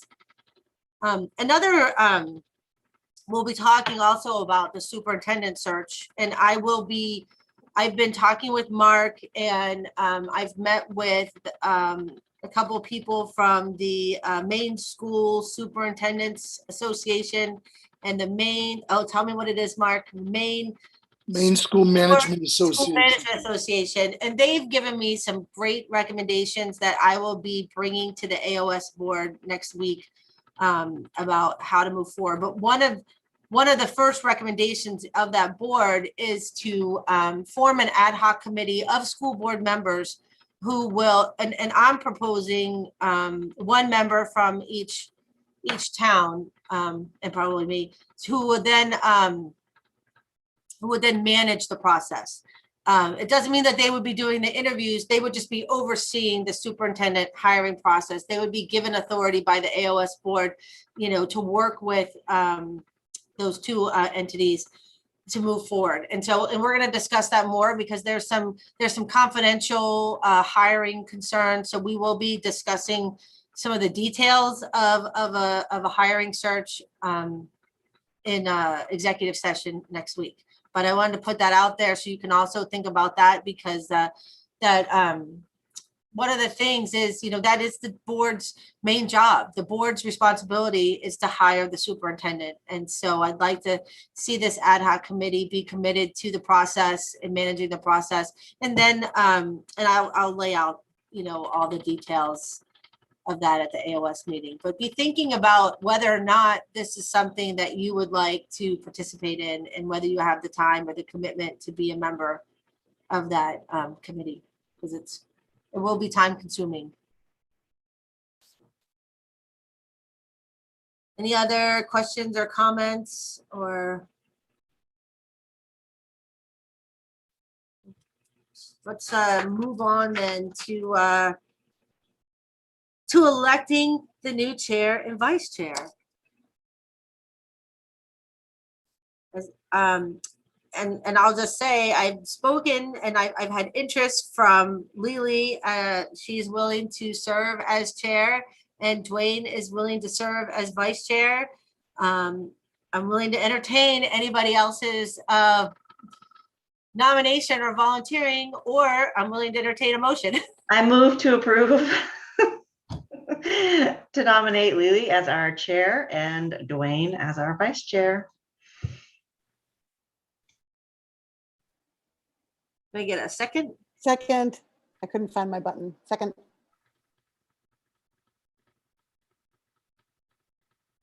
Is there any discussion? Christie, just need to make sure there are no other nominations before you. They were too quick to are there any other nominations? No. Just trying to make sure we follow protocol. And so all those in favor, raise your hand and say aye. aye. Aye. Aye. Dwayne reluctantly is voting yes. So that looks unanimous. All members have voted unanimous. Or anyone opposed? No. Okay, that's unanimous. Mark. Thank you, Christie. Congratulations, Lily and Dwayne. I know we're in great hands. You guys have had great continuity in your boards, but Christie, I just want to say thank you. You've been a phenomenal chair. It's been a pleasure to work with you and for you. I'm really excited about you taking on the reins of the AOS, because I know you guys don't know behind the scenes. She's just rolled up her sleeves and really excited. And I know she's going to do a phenomenal job. And she's already hit the ground running, but tomorrow she's going to meet with all the administrators. So Christie, thank you for your service and your leadership. And Lily, again, we're here to support you in any way we can, and you'll do a equally great job. Thanks so much. Thank you. And I second it. I'm very excited to be working with you, Lily and Dwayne. Very excited. Chrissy's not going too far though, right? She'll be Hell- here. Maybe, no, I'll be here. And so now we have so that will take effect immediately, right? Mark? Well, yeah, typically, I mean, I mean, I'm not just gonna. finishes the meeting. At her, but Yeah, so I really will typically, take over in May, yes. Yeah. So Christy, if I June. may. June meeting. Excuse me, yes. Well, yes, but if we have a Bar Harbor issue, I'll be calling Lily tomorrow. Can I have you on Don't get speed nervous. dial? Get ready. It's all good. It's all good. Christy, would you like me to start with so we've just an overview of the process. I have to give kudos to Barb and Heather both, because even in the midst of what has been a very interesting year and very tough, they've sally forth and got the information necessary to make sure that we're honoring the process. It's one of the most important things we do, evaluating and giving feedback to teachers. And then the nomination and the approval process is very, very serious work. So it's something that we spend a lot of time and energy in. And I would just underscore the fact that I appreciate the board's support of the administrators. These positions that we've been talking about, operations and other pieces, will allow our educational leaders at the building level to focus squarely on supervision and evaluation and teaching and learning, which is really what we want them to be doing. Christy, if I may, I can do this. I won't do it in the aggregate, but I can do each echelon. For example, continuing contract, and I can break them down into groups. And then certainly if the board wants to take any out, we can do that. I can do those groups in the aggregate if you'd like me to proceed that way, or however you'd like. Yeah, I think we've traditionally done them in groups, first year, second year. So I'll start just because of the way it's been organized. Barb did a phenomenal spreadsheet here for me. The way it works is that Barb and Heather do the work with the teachers, and then I have a conversation with Barb before I bring a nomination to the board. Barb articulates the strengths of the individual, the areas for growth, and then makes a recommendation to me as superintendent, and I'm pleased to support all of Barb's recommendations. I obviously can't share these pieces, they're confidential, but she's got very succinct bullets and some excellent feedback. Both, we're really lucky to have the people we do, but moreover, everybody, no matter where they're at in their career, can improve and can grow. And Barb's provided some real tangible feedback in that regard. First, we have Danielle Emmons. Danielle is employed as a grade 4 teacher, and she is recommended for continuing contract. Next, Dan Granholm. Dan is a music teacher, band instructor, grades 5 through 8. And Dan also is recommended for continuing contract. Mary McKay is a gifted and talented instructor, K through 8. Mary recommended for continuing contract. Megan Monzillo. Megan is a special education teacher, grades 2 to 4. Megan is recommended for continuing contract. And finally, in that cohort, Jamie Young. Jamie is a grade 1 teacher, and Jamie is recommended for continuing contract as well. And please to take any questions from the board. Barb or I can answer any.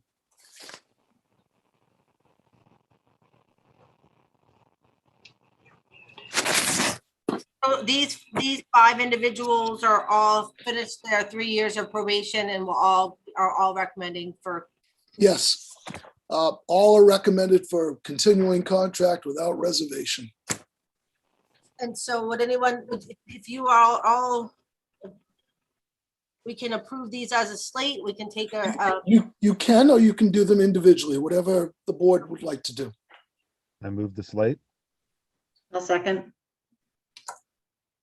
Any questions or comments? All in favor, raise your hand and say aye. Is anyone opposed? No. That was unanimous by the board. Thank you and congratulations to those teachers. We're really fortunate to have them. So I appreciate all their hard work and appreciate the support of the board. The next cohort are folks that are in probationary year 2 status. And the recommendation for these individuals is to move to probationary year 3 status. First, we have Brian Cody. Brian is a grade 5-6 science teacher, recommended for 3rd year probationary status. Next, Chrissy Parkinson. Chrissy is a technology educator, recommended for probationary year 3 status. Next, we have Melissa Veith Bishop. Melissa is our school nurse, recommended for probationary year 3 status. And lastly, in that cohort, we have Emily Rozecki. Emily is a math teacher at the middle school level. And Excuse me, Mark, actually. sorry, Barb, thanks. Check that. I'm gonna hold, Emily will be recommended, but that completes that cohort. I'm sorry. Thanks, Barb, good catch. So just to go to the top, Brian Cody, Chrissy Parkinson, and Melissa V. Bishop are the nominees for going from year 2 to year 3.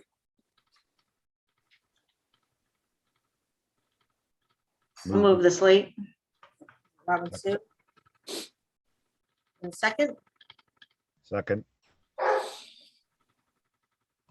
all in favor of moving those 3 individuals from probation year 2 to year 3? Aye. Thank you. Anyone opposed? No, that was unanimous by the board. Thank you very much. And the last cohort are folks completing their probationary year 1 status. And these individuals are all recommended for 2nd year probationary status. Sorry about the barking dog in the background, if you can hear that. I've got a, what is she now? 11-week-old puppy now, along with my 13-year-old. So I apologize for the background noise. The first we have Helen Jolly, and Helen, you may remember, was with us previously, and we're very lucky she returned back to Connors Emerson. Helen is a physical education instructor and health teacher, recommended for probationary year 2. Kathy Umke, you folks just met, or you probably met Kathy, but she was just with us earlier in the evening. Kathy is a grade 2 elementary teacher, and she is also recommended for probationary year 2 status. And then now we have Emily Rozecki. And Emily is a math teacher, middle school math teacher, and recommended for probationary year 2 status. I'll move the slate. Second. Robin Sue and Lee on that one. All in favor of moving those 3 individuals from year 1 to year 2? And that is unanimous. No one is. Chris, Thank you, Chrissy. and congratulations to those individuals as well. Yes. and I'll be letting them know. But Christy, just to let people know that next year, the state has gone back to just a 2-year probationary status. So we'll actually be moving both years 1 and 2 into continuing contract next year.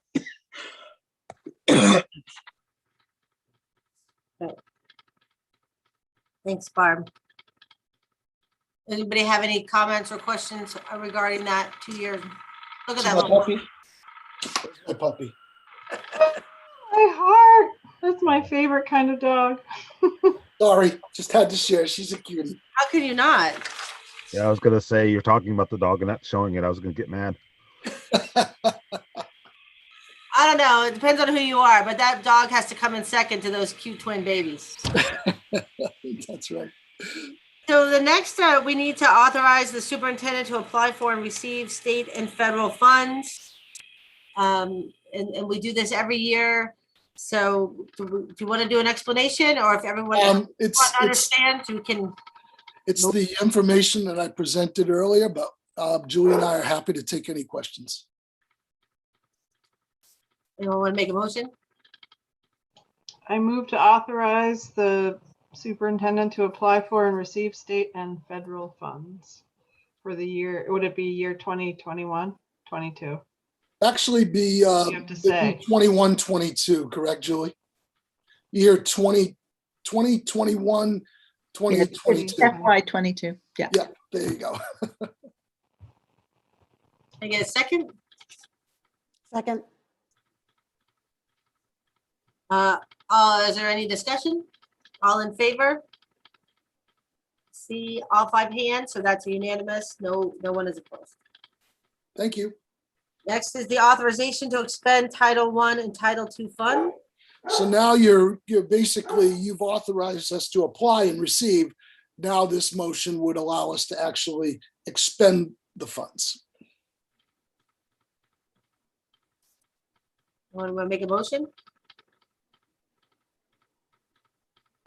Sorry, unmute. I move to authorize. Do I have to say the superintendent? Or- That would be fine, Lily. Okay. Authorize the superintendent to expend Title I and Title IIA funds for the year 2021, FY 21 or 2, FY whatever, 22, Lily. whatever the right thing to say is. Yep, FY 22 would be fine. Can I get a second? Second, Any discussion? All in favor? I'm just doing the hand raise, so nobody has to unmute. That's, I see all 5, that's unanimous. Thank you. And then yearly, we appoint the truant officer, attendance officer, and school physician. I don't know if that's Mark or Yes. Barb, want to give us? That would be me. And so the nominees for these appointments are for truancy officer and attendance officer, Jim Willis. This is consistent with what we've done in previous years. And for school physician, Cadillac Family Practice, we actually work through MDI hospitals. So we would have a dedicated liaison through Cadillac Family Practice.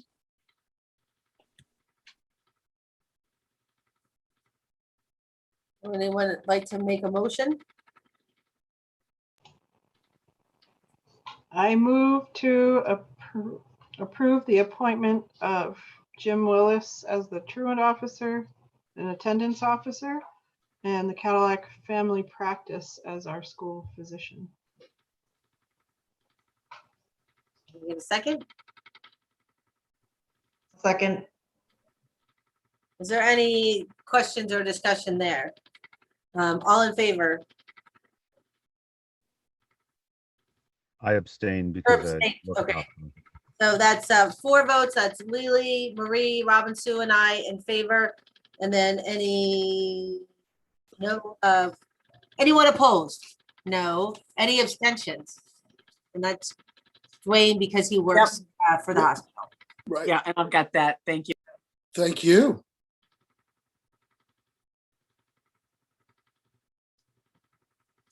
And just to bring up, this would be, all that time would have been not spent if we had a consent agenda and we could have just approved. That's a perfect example of this month's agenda of just those business items that the board is required to approve that really don't need a lot of discussion or contemplation. But I would have to abstain for the entire agenda. But actually, you don't even vote on the consent agenda. It's really a listing, and the board, I think you don't take a formal vote. It's if you approve. Okay. Yep. Thank you. I'll find out the real protocol for that. That's coming up. The other option too, if I may, Christy, is that, Dwayne, you could move the consent agenda for those items, but pull one, and then you could recuse yourself for that one item if you wanted to. Does anybody have any other business? Future agenda items are obviously going to be your building renovation project. And then I also had student supports. Edie texted me back and she had forgotten it. She felt that the AOS presentation covered it, but I suggested she make herself available and Carol Rosinski as well for the next meeting so she can answer any specific questions. And if anybody wants to access that information, again, it is included in the agenda from the AOS meeting, so the PowerPoint, and that information is there. If you have any trouble locating it, just let us know. Thank you. And then our next meeting date will be Monday, June 7th at 4:30. And then we do need to move into an executive session pursuant to 1 MRSA 40560 contract negotiations. Thanks, Julie. And I just have two things. If someone would be willing to take information as to when you're coming out of executive session, I got it, that Barb. would be helpful. Adjournment, thank you. And we may, Lily, I may be in touch with you that we may need to do a meeting earlier because of some nominations. So, and then I'm sorry, I didn't get who moved and who seconded to go into executive session. I I don't don't think think we did that yet. Oh, good. anyone want to make a motion? So moved, Robin Sue. Okay. Second? So I it's think Robin, Dwayne. Sue, and Dwayne. Yep. All in favor, say aye. Marie's out, but Aye. Aye. Robin Sue. back there. So that's all in favor. I think Marie voted as well. I heard her. Yep, sorry.